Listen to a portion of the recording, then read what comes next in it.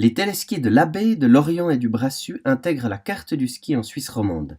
Un gain de visibilité appréciable, lequel a nécessité la création d'une association fédérant les 3 sociétés de téléski combières et l'adaptation aux nouvelles normes.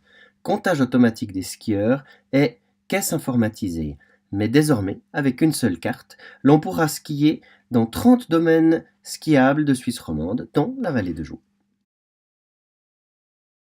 Le projet des Jeux olympiques de la jeunesse, celui d'un futur centre nordique et la commune du Cheny sont attaqués par les associations écologistes au motif de leur précipitation dans la procédure.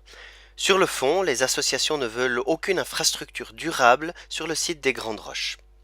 Le bras de fer connaît un nouvel épisode en septembre avec la montée d'un juge d'instruction au chevet des travaux d'aménagement déjà commencés et l'intervention du Conseil d'État.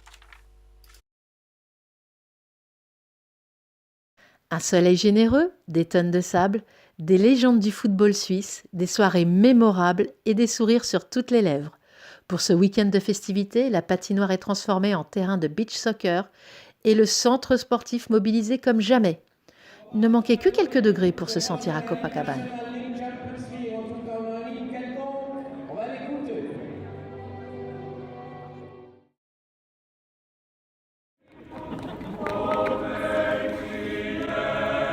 Plus de 150 participants issus de 7 sociétés locales, dont 85 musiciens, 55 chanteurs et 20 comédiens dans une patinoire du Sentier entièrement transformée en salle de spectacle pour l'occasion.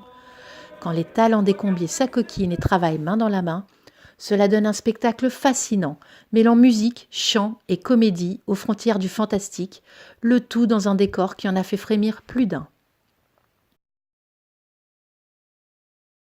Le premier week-end de juin, le sentier était envahi de la musique jusque dans ses moindres recoins, grâce aux fanfaristes en costume, se produisant officiellement et inofficiellement entre deux.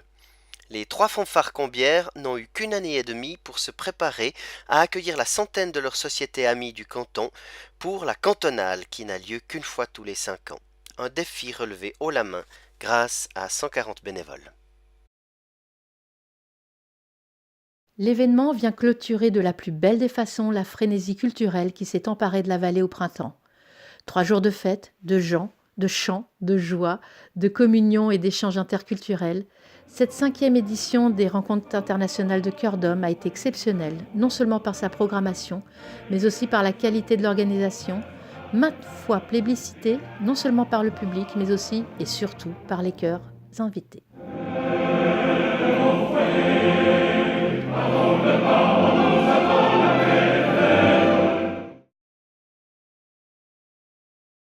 Au terme de 2 ans de préparation, de concertation avec les acteurs de santé locaux et régionaux, le canton et les communes, l'assemblée constitutive du pôle santé Vallée de Joux a lieu à l'hôtel de ville du Sentier.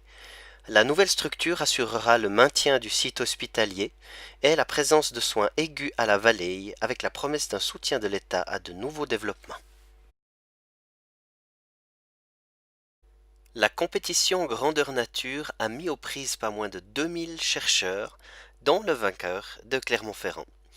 Il a fallu à ce dernier 4 ans d'efforts et de l'aide pour trouver le trésor du temps, une montre de collection Louis Audemars.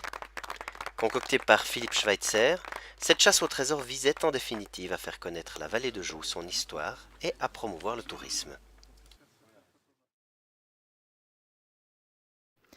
C'est accompagné par l'ensemble Artaserse que le contre-ténor Philippe Jarouski et la mezzo-soprano Emoke Barat ont apporté leur hommage à Handel.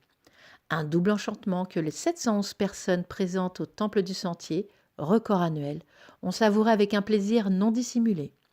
Venant de toute la Suisse et de France voisine, les férus du contre-ténor, se qualifiant elles-mêmes de groupies, n'ont pas hésité une minute à faire le déplacement.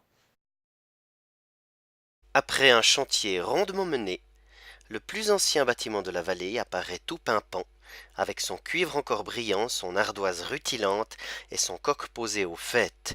Ne manque plus que d'entendre sonner à nouveau les cloches.